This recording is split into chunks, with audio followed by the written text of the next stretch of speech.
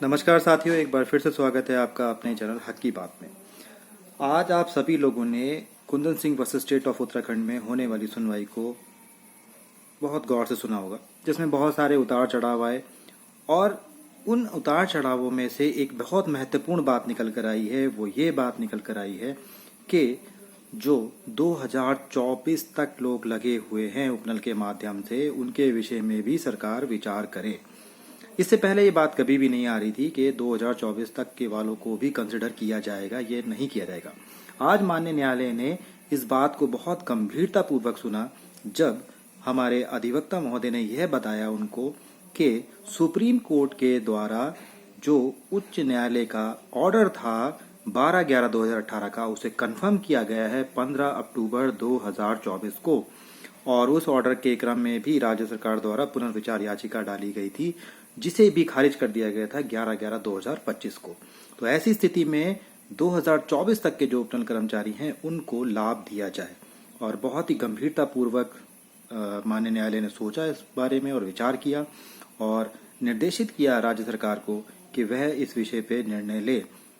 और साथ ही जो अनुबंध की शर्तें थीं उन सभी में से वो सारी शर्तें हटाते हुए एक बहुत ही महत्वपूर्ण बात कही कि ये अनुबंध तब तक लागू रहना चाहिए जब तक कि नियमितीकरण न हो, विदाउट एनी राइडर।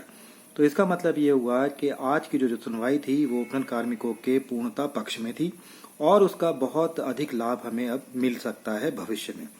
अब मैं कुछ तीखी बात भी कहूँगा 2018 के बाद वालों को, क्योंकि बहुत लंबे समय से उनका तमाम ऐसे ग्रुपों में ये बातें चल रही थी कि हमारे विषय में कोई नहीं सोच रहा है, हमारे लिए कोई कुछ नहीं कर रहा है। और इन सबको देखते हुए उन्होंने क्या करा था कि कुछ गैंग तैयार कर लिए थे। तो मेरा उनसे अब अनुरोध है कि ऐसे गैंग के विषय में ना सोचें, उन सब गैंगों को छोड़ें और उत्तराखंड उपनल संविदा कर्मचारी संघ का साथ दें, सहयोग करें, क्योंकि अब आपके सामने स्थिति एकदम स्पष्ट है कि यदि वास्तविक न्याय कहीं से मिल सकता है तो वो एक ही जगह है, न्यायालय। और उस न्यायालय में जो पुरजोर तरह से आपके हमारे अपने केस को लड़ रहा है वो उत्तराखंड उपनल संविदा कर्मचारी संघ लड़ रहा है। एक बात और आती है, 2018 के बाद वालों ने, कई लोगों ने रिट पिटीशन माननीय न्यायालय में फाइल करी, जिसमें उनके लाखों रुपए व्यय हुए होंगे।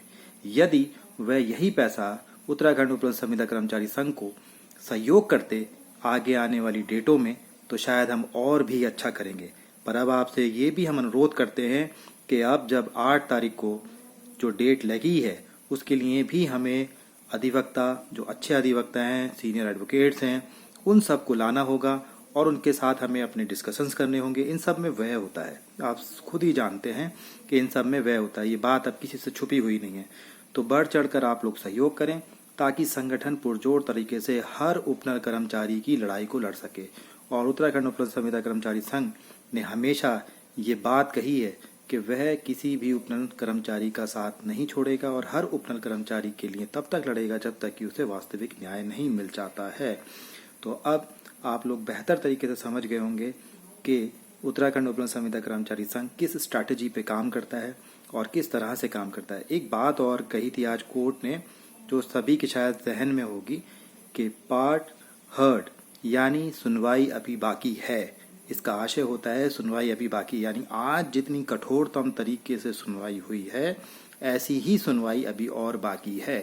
तो इसलिए अब हम ये उम्मीद कर सकते हैं कि हमारे रास्ते खुलेंगे और 2024 तक के लोगों को भी लाभ मिलेगा और समान कार्य का समान वेतन दिए जाने के साथ में किसी भी प्रकार का कोई राइडर नहीं होगा और जो अनुबंध होगा वो इस तरह से लागू होगा कि जब तक कि नियमितीकरण नहीं हो जाता है तब तक ये लाभ सभी को दिया जाएगा।